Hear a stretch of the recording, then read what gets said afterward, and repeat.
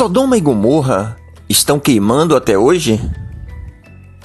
Essa é a pergunta que fazem aqueles que negam o inferno eterno, os aniquilacionistas. Entre eles estão as testemunhas de Jeová e os adventistas do sétimo dia. Citam a passagem de Judas 7 para dizerem que assim como Sodoma e Gomorra não estão mais queimando, o inferno também não é eterno. Mas será que é isso que o texto está ensinando? Leiamos. Assim como Sodoma e Gomorra e as cidades circunvizinhas, que, havendo se prostituído como aqueles anjos e ido após outra carne, foram postas como exemplo, sofrendo a pena do fogo eterno. Judas 7. Quem disse que o fogo eterno a que Judas se refere é o fogo que destruiu a cidade de Sodoma e Gomorra? A pena de fogo eterno que receberam as cidades diz respeito aos seus moradores, ou às casas, os palácios, a cidade física?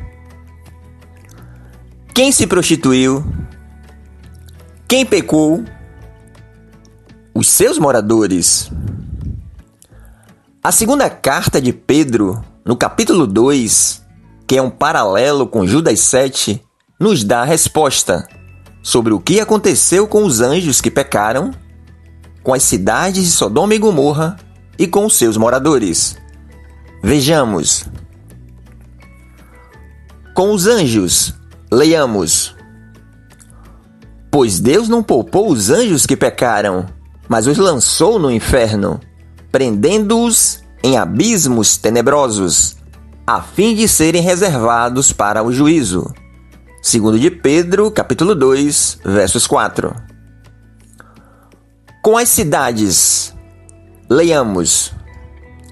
Se, reduzindo a cinza as cidades de Sodoma e Gomorra, condenou-as à destruição, havendo-as posto para exemplo aos que vivessem impiamente.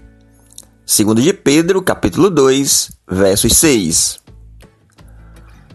Com os seus moradores, no caso, os ímpios, leiamos.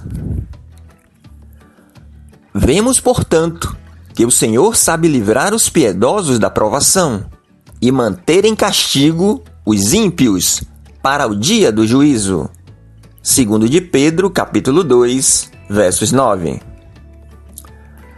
Veja que os anjos, que não têm corpos, são seres espirituais, estão em prisões tenebrosas.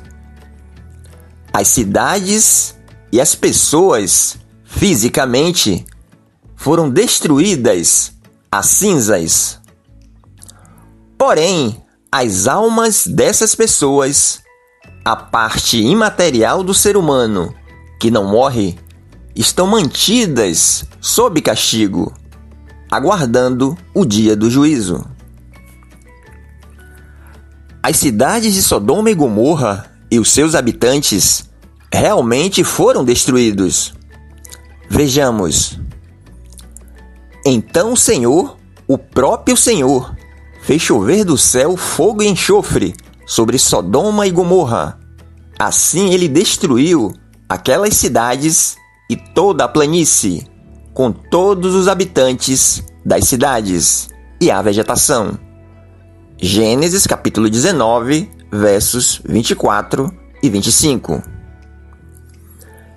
Entretanto, a pena de fogo eterno a que Judas se refere diz respeito às almas dos moradores daquelas cidades, porque foram eles que pecaram.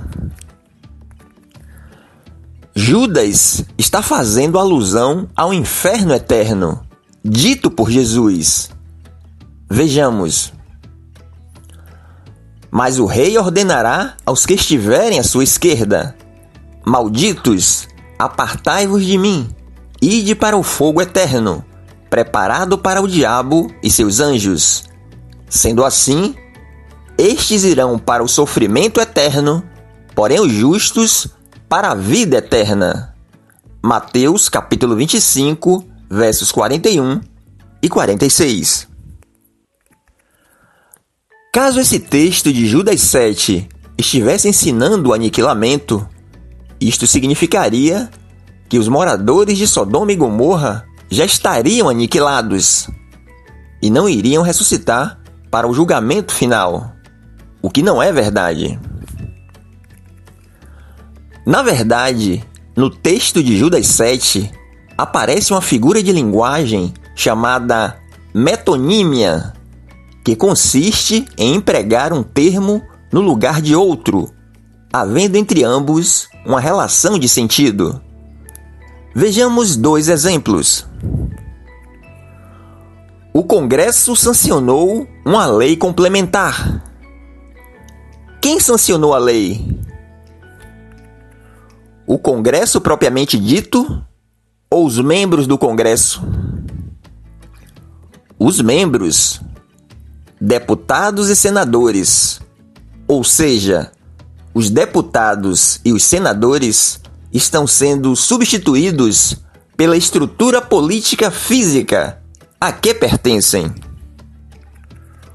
Outro exemplo. O Brasil sofre com a grande onda de corrupção. Quem é que sofre? Não é o Brasil, o país físico que sofre, mas os brasileiros, os seus moradores. Agora vejamos 2 exemplos de metonímia na Bíblia. Leiamos.